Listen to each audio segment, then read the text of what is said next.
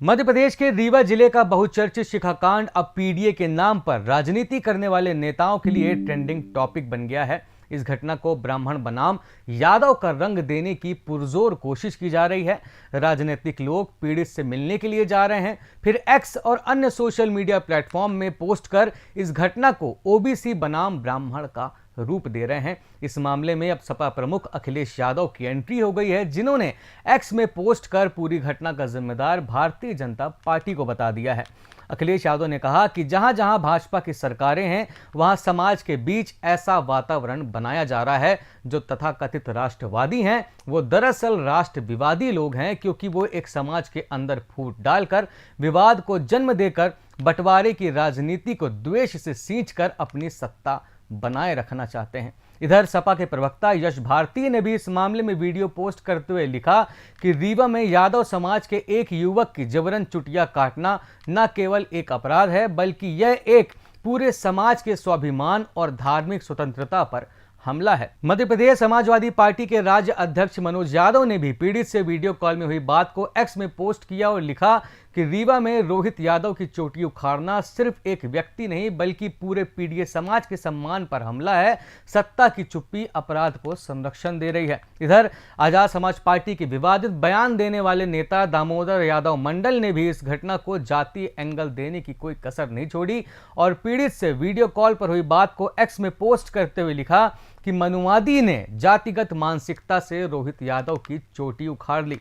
कांग्रेस नेता उदित राज ने भी सनातन धर्म के ग्रंथों का उपहास उड़ाते हुए लिखा कि यादव भाई रीवा के जो 1 फीट लंबी चोटी लेकर घूम रहे थे और पांडे जी ने उसे उखाड़ लिया। ऋग्वेद, मनुस्मृति और वर्ण व्यवस्था के हिसाब से तो कुछ गलत नहीं किया, मगर संविधान के अनुसार यह बड़ा अपराध है। उन्होंने ये भी कहा कि हिंदू राष्ट्र की मांग अभी भी कुछ ही लोग कर रहे हैं और यह शुरू की झांकी है। एक बार देश हिंदू राष्ट्र बन जाए तो क्या क्या होगा, अंदाजा लगाना मुश्किल है। इन नेताओं के पोस्ट पढ़कर यह साफ अंदाजा लगाया जा सकता है कि कैसे दो अजनबियों के बीच हुए आपसी झगड़े को ये लोग वर्ग के बीच का विवाद बनाने की कोशिश कर रहे हैं। इसमें मनुस्मृति, ऋग्वेद और हिंदू राष्ट्र को घसीट रहे हैं, जबकि न तो आरोपी को पता था कि पीड़ित किस जाति का है और न ही पीड़ित को पता था कि आरोपी की जाति क्या है। दरअसल ये मामला रीवा जिले के मझगवा थाना अंतर्गत बैकुंठपुर गांव का है, जहां सेमरिया के रहने वाले पीड़ित रोहित यादव के साथ गांव के ही आरोपी दीपक पांडे के बीच हाथापाई हुई थी। सूत्रों से पता चला है कि रोहित यादव, जो सीवर लाइन प्रोजेक्ट में ड्राइवर और हेल्पर का काम करता है, वह घटना वाले दिन आरोपी के घर के सामने ही एक वाहन से पेट्रोल निकाल रहा था। दीपक को लगा कि वह पेट्रोल की चोरी कर रहा है। इसी बात को लेकर दोनों के बीच पहले बहस हुई और इस दौरान हाथापाई हो गई। रोहित यादव ने आरोप लगाया कि आरोपी दीपक पांडे ने यह कहते हुए उसकी 12 इंच की शिखा उखाड़ दी कि यह सिर्फ ब्राह्मणों का अधिकार है, जबकि आरोपी ने कहा कि उसे मालूम ही नहीं था कि जिससे उसका झगड़ा हुआ है वो किस जाति का था और ना ही उसने उसकी शिखा उखाड़ी है। पीड़ित का कहना है कि उसने 7 साल से यह शिखा रखी थी और यह चोटी सनातन धर्म और हनुमान जी की उपासना के कारण रखी थी। वह अपनी चोटी को लेकर काफी भावुक था। जब वो अपनी शिकायत लेकर थाने में गया तो मुंशी ने उसकी कटी हुई चोटी को डस्टबिन में फेंकने के लिए कहा। हालांकि इस घटना में पुलिस का कुछ और ही कहना है। एसडीओपी उमेश प्रजापति का कहना है कि अब तक मिली मेडिकल रिपोर्ट में चोटी उखाड़ने की पुष्टि नहीं हुई है। पुलिस द्वारा फरियादी से उसकी चोटी मांगी गई थी, लेकिन उसने देने से इनकार कर दिया। पुलिस ने यह भी बताया कि फरियादी ये नहीं जानता था कि जिससे उसका झगड़ा हुआ है वो किस जाति का था और ना ही आरोपी फरियादी को पहचानता था। पुलिस का कहना है कि जब दोनों ही एक दूसरे की जाति के बारे में नहीं जानते थे तो जातिगत गालियां देना और जाति के कारण चोटी उखाड़ने का आरोप लगाना तथ्यहीन है। एमएलसी में भी शिखा उखाड़े जाने का कोई प्रमाण नहीं मिलता है।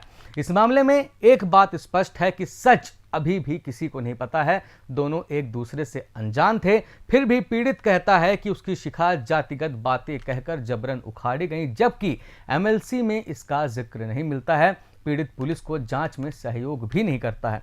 इन तथ्यों के आधार पर यह कहना तथ्यात्मक रूप से संभव है कि दोनों के बीच हुआ झगड़ा एक व्यक्तिगत विवाद था और हाथापाई के दौरान शिखा अपने आप उखड़ गई हो, लेकिन यह संभावना है, फैसला नहीं है। दरअसल ये मामला अब ना पीड़ित का रहा है और ना ही आरोपी का। ये मामला बन चुका है सोशल मीडिया का कंटेंट, राजनीति के लिए मुद्दा और जातीय ध्रुवीकरण का औजार। और जब नेता दो लोगों के आपसी विवाद को पूरे समाज का अपमान कहते हैं तो वे न्याय नहीं, भीड़ का मानस तैयार करते हैं। आज ये नेता ट्वीट करके सिर्फ बयान दे रहे हैं, कल को ये रैली निकालकर पूरे समुदाय के खिलाफ नारेबाजी करते हुए धार्मिक किताब जलाने लग जाएं तो कोई भरोसा नहीं है, क्योंकि ट्रेंड तो यही चल रहा है। अंतिम बात यह है कि अपराध व्यक्ति करता है, समाज नहीं। न्याय सबूत से होता है, ट्वीट से नहीं। अगर सच में अन्याय हुआ है तो आरोपी को सजा मिलनी चाहिए, चाहे वह किसी भी जाति का हो। और अगर इस झगड़े को जानबूझकर जातीय रंग दिया जा रहा है तो ये एक व्यक्ति ही नहीं, पूरे समाज के साथ छल होगा। बहरहाल इस मामले में पुलिस जांच कर रही है। पता चला है कि आरोपी सरेंडर करने वाला है और यह भी पता चला है कि इस घटना को कुछ राजनीतिक दल जातीय मुद्दा बनाकर आंदोलन भी करने वाले हैं। रीवा एसपी ऑफिस में लोहिया वाहिनी के कुछ सदस्य इस मामले में ज्ञापन देने के लिए पहुंचे थे। खैर, शब्द सांची विंद इस मामले से जुड़े जरूरी अपडेट्स आप तक पहुंचाने का काम करता रहेगा। इस घटना पर हमें अपनी राय जरूर दें और आपको अपडेट्स मिलते रहें, इसके लिए चैनल को सब्सक्राइब जरूर करें। धन्यवाद।